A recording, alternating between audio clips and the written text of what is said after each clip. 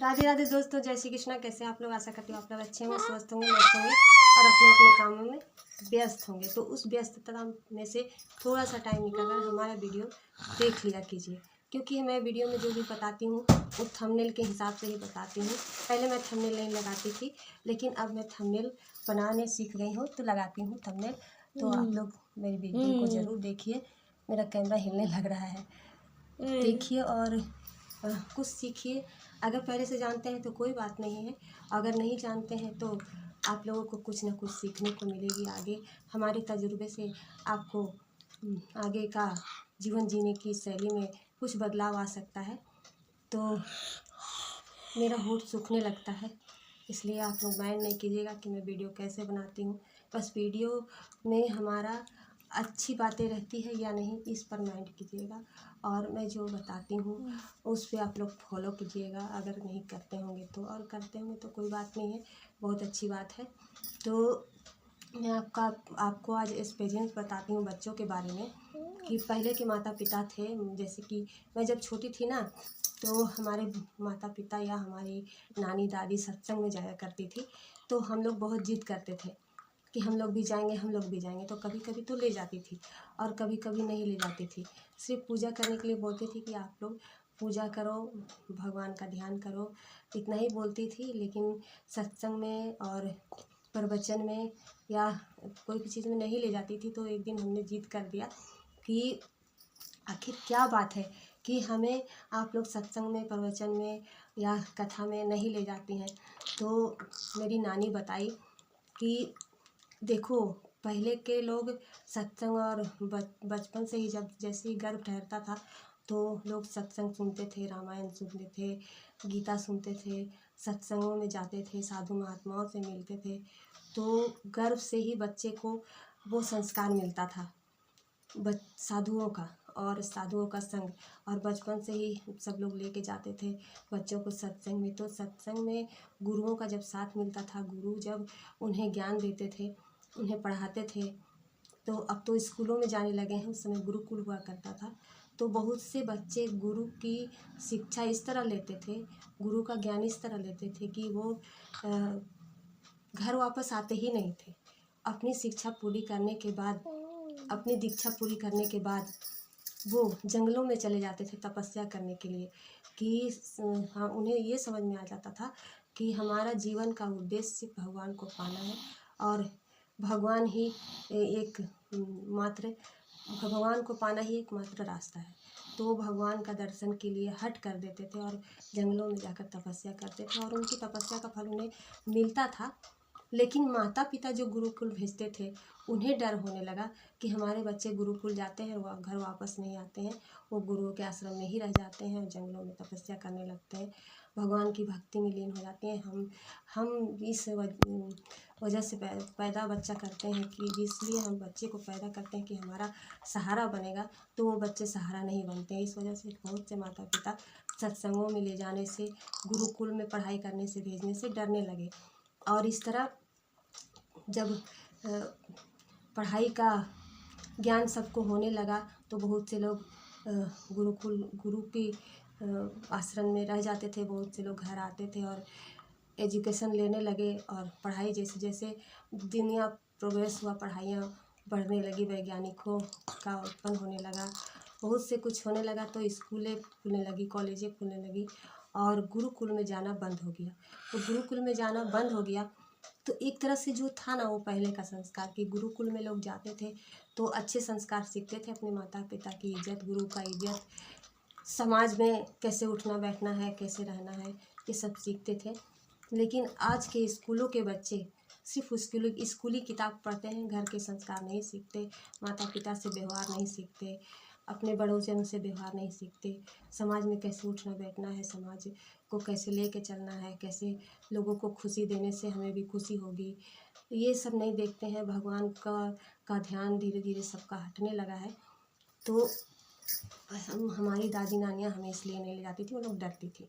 और बाद में जब ज़्यादा ही संस्कार खराब होने लगे, जैसे स्कूल में तो बच्चे पढ़ने लगे और माता पिता के दबाव में भी नहीं रहने लगे, माता पिता से लड़ाइयाँ करने लगे। तो अब के लोग ये सोचते हैं कि पहले के ही ज़माने के लोग अच्छे थे कि अपने बच्चों को गुरुकुल में भेजते थे, तो गुरुजी और माताजी और पिताजी और बच्चे परिवारों में रहते थे, परिवारों से संस्कार लेते थे। परिवार के बीच लड़का हो या लड़की, सबको यही ज्ञान होता था कि परिवार के साथ कैसे लेके चलना है, परिवार को कैसे लेके चलना है, संस्कार सीखते थे। लेकिन जैसे जैसे दुनिया बदलते गई, लोग बदलते गए, दुनिया क्या बदलेगी, लोग बदलते गए, अपने बच्चों को मोबाइल देने लगे। तो जब मोबाइल देने लगे तो बच्चे मोबाइल में ही बिजी होने लगे, और जब मोबाइल में बिजी होने लगे तो आसपास क्या हो रहा है। अरे वो जो खाना खाते हैं ना मोबाइल देखते हुए, उन्हें ये भी नहीं पता होता है कि उस खाने का स्वाद कैसा है। ऐसे ऐसे बच्चे हो गए हैं, और बच्चे संस्कार भूलने लगे हैं, संस्कार नहीं लेते हैं।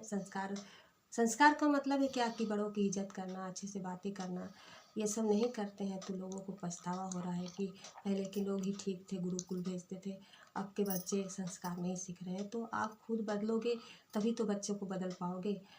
आप अपने माता पिता से प्रेम करोगे, उन्हें अच्छे से उनके साथ व्यवहार करोगे, तो आपके बच्चे देख कर सीखेंगे, क्योंकि आज के बच्चे देख कर सीखते हैं। और जो मोबाइल का ज़माना, मोबाइल का बात है, तो बच्चों को पहले कमाना सिखाइए। जैसे कि उन्हें कोई घर के काम में फंसाइए कि ये काम करो तो तुम्हें इतनी देर मोबाइल देखने को मिलेगी। तो एक डिसिप्लिन बनाइए कि मोबाइल देखने का समय, पढ़ने का समय, घर के काम सीखने का समय, बड़ों से बातें करने का समय, वो सब आप समय सीमा तय करिए। आप जब समय सीमा तय करेंगे, आप बच्चे के साथ घुलेंगे मिलेंगे। आप तो बच्चे से छुटकारा पाने के लिए खुद भी मोबाइल लेके बैठ जाते हैं, और आपके बच्चे आपको मोबाइल नहीं देखने देता है तो उन्हें भी मोबाइल पकड़ा देते हैं कि बच्चे रोए ना, बच्चे खाना खा ले मोबाइल देखते हुए, बच्चे ये कर ले, बच्चे वो कर ले, लो मोबाइल देखो। आप छुटकारा पाने के लिए मोबाइल उन्हें दे देते हो, और वो मोबाइल में इस तरह फंसते हैं कि आसपास दुनिया में क्या हो रहा ये नहीं देख पाते हैं। तो आप बदलोगे तो आपके बच्चे बदलेंगे। आप संस्कार लाओगे अपने में तो आपके बच्चे में संस्कार आएगा। और बच्चे को बचपन से ही सींचा जाता है, जैसे पेड़ पौधों को, वैसे बच्चे को भी सींचिए। उसे पढ़ने का समय, टीवी देखने का समय, मोबाइल देखने का समय, खेलने का भी समय निर्धारित होना चाहिए कि इतनी देर खेलना है तुम्हें, इतनी देर घर का काम करना है, इतनी देर बड़ों के साथ कुछ पुरानी यादें ताज़ा करनी है।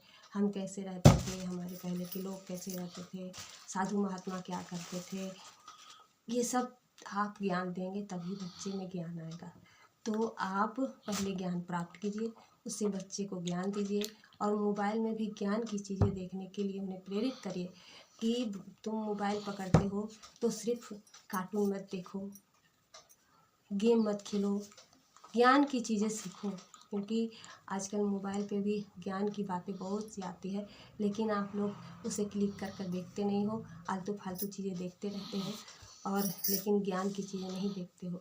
तो आप वीडियो में सर्च करो, और एक से एक वीडियो पड़ी हुई है मोटिवेशनल की, संस्कारों की, सुविचारों की। तो वो सब बच्चों को खुद भी देखो और बच्चों को भी दिखाओ, और उन्हें संस्कार दो। तभी देश आप बदलोगे तो गली मोहल्ले बदलेंगे, गली मोहल्ले बदलेंगे तो देश बदलेगा, देश बदलेगा तो दुनिया खुद बदल जाएगी। तो हम शुरुआत करेंगे तभी हम दुनिया देश के संस्कारों को बदल सकते हैं। कलयुग खुद ब खुद नहीं आया है, कलयुग नहीं आया, कलयुग लाया गया है। कलयुग लाया गया है, इंसानों के बदौलत कलयुग आया है।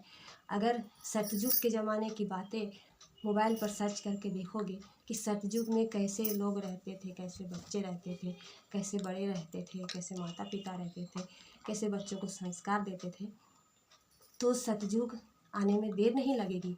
आप मोबाइल पे सर्च करके देखो और अच्छे से ज्ञान लो, और बच्चों को भी वो सब सिखाओ और ज्ञान दो, तभी आप बदल सकते है ना। मेरी बातें हो सकती है आप लोगों को, बहुत लोगों को कड़वी लगी होगी, लेकिन मैं एकदम सच बात बोलती हूँ, क्योंकि हमने खुद देखा है, सीखा है। 40 साल की उम्र हो गई हमारी, तो हमने भी अपने घरों में, अपने अड़ोस पड़ोस में ये सब देखा है और सीखा है, वही मैं बताती हूँ कि अगर वो लोग पहले से अलर्ट रहते, या हमारे माता पिता हो या हम आस पड़ोस के हो, अगर वो लोग ना ही डरते कि हमारे बच्चे साधु बन जाएंगे तो हमें छोड़कर चले जाएंगे, तो आज भी हमारे बीच राम जैसे बेटे होते और कृष्ण जैसे बेटे होते और सीता जैसी बेटियां भी होती।